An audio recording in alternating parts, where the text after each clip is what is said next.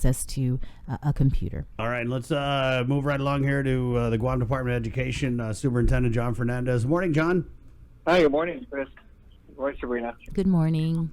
So I guess first of all, we just start on the meals program. I know that you guys had made a goal to get 10,000 meals out there. Where are we on that, and how is the grab and go program going, John?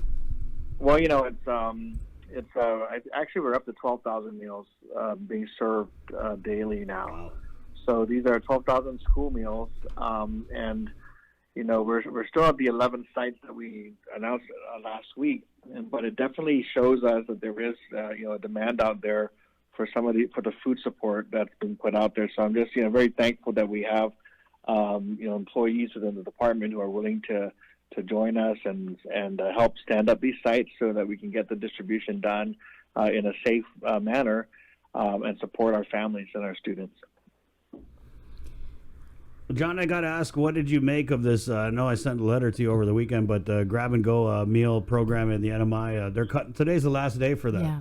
And in talking to you, it's especially alarming for us here because we see that on Guam, this grab and go meal program is so vital to so many people. Yeah, I don't know what what's the driver in their decision was in NMI and how they have been operating. We're working very closely with the governor's office and with public health and homeland security to make sure that even as we set up these sites, that we do everything necessary to keep our employees safe and to keep the operation going with the observance of all the safety guidelines that have been put forward in the past several weeks. So our employees are cautioned to maintain the 6 feet distance. The way the food is prepared and bagged, and the contact in terms of distributing to the cars is minimized. So public health actually came out to all the sites over the last week just to inspect our operation and to ensure that we were operating in line with their guidance. So, of course, nobody is trying, I would hope nobody is taking the guidance lightly and leaving home except when needed or except for essential functions. I know our employees, have gone out there mostly just to provide the service, not because they want to get out there and be in contact with others. So, it's a balancing act. We think that the 12,000 meals out there are going for a good cause during a very critical time. And, we'll put a press release out later today to announce tomorrow what we're going to be doing is expanding the meals to include school breakfast. So what we'll be doing is combining the school breakfast with the lunch. So there won't be an additional serving time. It's just if you go for the lunch distribution, you'll get both the breakfast and lunch in each bag. And then we're also looking at opening Maria Ulloa as a site. So just because we've seen a lot of traffic up there in the Weddingville area, right? To remove that. So for clarification, we're not trying to expand too fast, try to do too much. We're still very cognizant of the safety issues. For clarification, it's still 11 a.m. then, 11 a.m. to 1 for the breakfast. Right, it's still 11 to 1. What we'll be doing, though, it'll be a breakfast and lunch meal. So nice, like a brunch. That, we think that'll help provide additional food support for our families. John, just I guess on the record, right? We're seeing the meals get cut in the NMI. There are no plans to do that on Guam, correct? There aren't any plans to stop the operation, but again, we've been in very close contact with all of our other partner agencies and the governor and her office, just to make sure that as we go along and we're responding accordingly to the public health emergency. So should there be a recommendation or direction to stop or reduce or somehow modify what we're doing, then of course we will be partners in doing that. Mm-hmm. So again, we're not doing this on our own. We're doing this in partnership with the other agencies and with the governor to make sure that we provide this service to the community. And we know there's a need out there. Right. And this is just from the press release in the CNMI when we're talking about why they made that decision to stop the program. And they said, quote, "We're doing our part for the community, and now it's time for the community to respect our desire to protect ourselves and our families." And that was right. And again, as we've gone through this, we've been very clear especially with those volunteers who are on the front lines, that this is something that we want to be voluntary. We're not directing anybody to be out there, especially if they feel uncomfortable. Right. Especially if they are in a high risk category. We're definitely taking all that into consideration. So even with you, Joe, even as we plan to expand it, it's taken us several days because we look for employees who are willing to work, and it's taken some time to do that. But once we're able to do that, we'll be able to announce that officially, and hopefully that'll be open this week. Right, and I don't want to throw any shade on the NMI or their DOE employees or whoever was distributing these meals, because that is a very real thought that these people are sacrificing a lot to get these meals out to you, and if they feel that they're putting there's a risk and there's danger to their families, then that's very justified on their end. Yeah, and again, it depends on their particular situation. There's a much smaller community than we are here in Guam. Right. I'm not sure how many employees they were able to recruit. There may just be not enough employees to help support the entire operation. So again, for us, we've been lucky to have employees step up. Yeah. And we thank them very much. And we'll continue to do this, but we'll do this in partnership with the rest of our agencies and our governor. And should there be a discussion about modifying it or reducing what we're doing, then definitely we will follow the directive of our public health experts. Well, John, thanks for the update on the Grab and Go school meal program, but I wanted to move on and ask about, is there any update on the Teaching-Learning plan? Yeah, so, again, we're 2 weeks into this closure, and originally when the announcement was made from the governor, it was supposed to be 2 weeks, and then, of course, last week we understood it was extended, right? And there's a lot of different scenarios we've been preparing for. One was a 2 week closure, and then what do we do when we come back, and do we come back, versus the possibility of being closed the rest of the school year, or even the possibility, if you listen to some of our school systems in the mainland, the possibility of not being able to open on time next school year.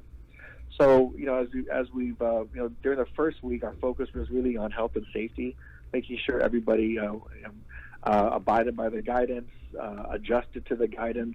Many of our employees are parents as well, or have other spouses or on the front lines.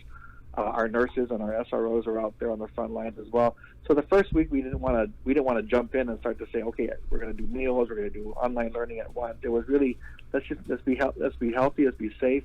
Let's see what the governor and the public health public health department is sharing with us, and let's try to just maintain those guidelines. The second week, during that first week and going into the second week, we worked on getting the school meals available, and that's what we were able to do, working with USDA in the event that we saw a need for food support. And then now we're moving into the third week. So in the first couple of weeks, as we've seen this develop, and as we've heard about the possibility of going through the rest of the school year, our deputy superintendent, Joe Sanchez, basically worked with a lot of many of our administrators. I'd say over 200 administrators and teachers online to develop a district-wide approach to what happens if we end up going to the end of the year.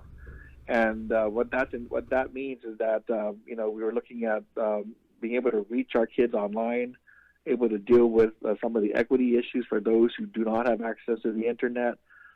Working to design a support for all of our teachers, which is we don't need all of our teachers teaching different things. So we want to centralize some of the lesson planning so that once we start up again for the next 8 weeks, that we can have a regular process for getting information and lessons and support out to our kids over that time period. So I've been participating in those calls.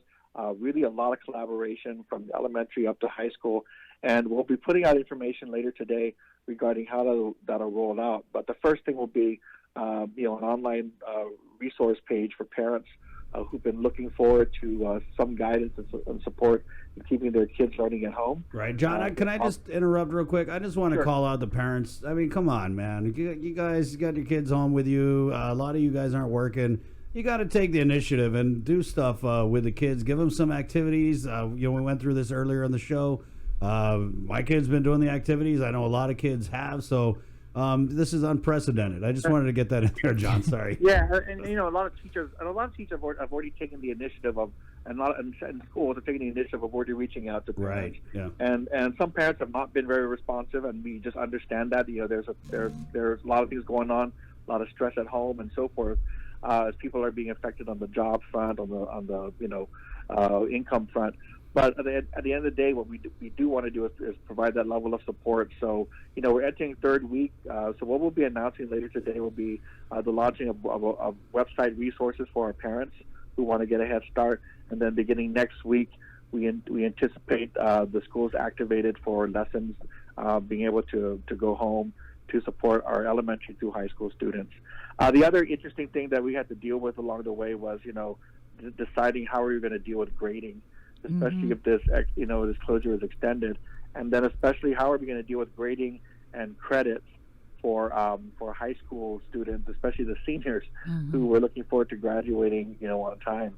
So those discussions we're going to be going through them with our board members this morning in a work session. We're going to be facilitating that through a Zoom video conference. And then if they're concurring and we're able to go forward, we'll announce that to the community. We also have an island-wide PTO leadership meeting tomorrow scheduled, again, through video conference to brief our parent and leaders about what's happening. So, more information will come out today and tomorrow regarding what the plan and the resources available. And again, a lot of our teachers are already reaching out to our kids to engage them, and none of what we're doing at the district level is meant to interfere with the initiatives that are already underway with our different schools and teachers. So we do ask parents to be patient. Our teachers have worked very hard. A lot of them, we got engaged to do this, even as they are parents themselves, worrying about their own households. Right. But there will be more information and support over the next 24 to 48 hours that we'll be releasing. John, I know it's probably early in the conversation for this, but we're getting a lot of comments about graduation. Yeah, I mean, again, we hope to, there's always this optimistic possibility that maybe we'll be open sometime between now and the next 9 weeks. But again, it depends on the trajectory of this public health emergency. So I think that if we extend beyond April 13th, which is the current closure, right? If you extend beyond April 13th, then I think that we've got to make a decision about how to proceed through the rest of the year. So we just really can't do the remainder of this closures in 2-week increments because we'll be unable to come back and go back to normal if that's the case. So I'll be talking to our lieutenant governor and governor about that situation and our board members to make sure that they're aware that if this goes beyond the next 4 years, we might need to just call the issue and make some decisions about the rest of the school year. Right. Hey, another comment we had here, John, and I know you got to run after this. Part-time employees getting paid, one-to-one aides. Where are we, and who's getting paid with GDOE? Who's not? Maybe you could just run through that real quick. Well, right now we're status quo. So everybody, all of our employees will be paid. Again, the governor issued an executive order considering everybody on regular work duty. But to have them stay home unless they're required to directly report to the schools. So based on that guidance, this pay period will be okay. It's I think after this pay period, we're just going to have to keep monitoring the guidance that we're receiving from the government of Guam, and we know our federal agencies. our federal government has also stepped up with some legislation that will impact us as well. So the latest relief bill. The Coronavirus Relief Act, which is I think it's called the CARES legislation, which was just signed by President Trump, actually provides a lot of federal assistance for the education agency. But there's a provision in there that also requires us to continue to pay our employees and our contractors to the greatest extent that we can in exchange for receiving the federal assistance. So with all that in mind, I want to do my best to not put our employees in a much more dire situation by all of a sudden cutting their employment, cutting their paychecks. We want to make sure that we're doing this in line with all the local and federal guidance that's out there. And hopefully we can find a way to bridge this period of time so that everybody can make the necessary adjustments they need to get through this.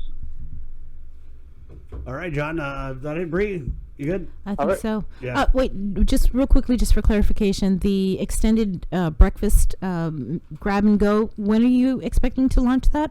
We expect to launch that tomorrow. Tomorrow. Okay. So again, same time, same 11 to 1 o'clock drive-through operation at each of our 11 sites, and then you'll be able to get both the breakfast and the lunch. And you were The planning. breakfast is right. The breakfast is non-perishable, so it'll be put in there, and they can take it home and eat it later, eat it the next day, and so Right. forth. So And that's you're like planning to add Maria Ujoa? Yes, that one we want to make an official announcement about that later on. I think we'll be able to open that tomorrow, but it just depends on getting enough staffing on board to be able to go. Starting tomorrow morning. Okay, got it. Okay, thanks, John. Okay, thank you guys. We'll see Be you. safe. All right, stay safe. Well, there you go. So, yeah, heads up on that. They're probably doing a work session on the Zoom, and then, what do you say, a PTO briefing? Island-wide PTO, something Hey, like good that. time to invest in Zoom. Is that what kind of... Download the app. Can you Just buy the download stock, the app. though? Okay. So yeah, as you just heard, John Fernandez, he's announcing that starting tomorrow, they will be extending their grab and go program to offer breakfasts. And so they have 11 sites. They may possibly open a 12th one, but for now, North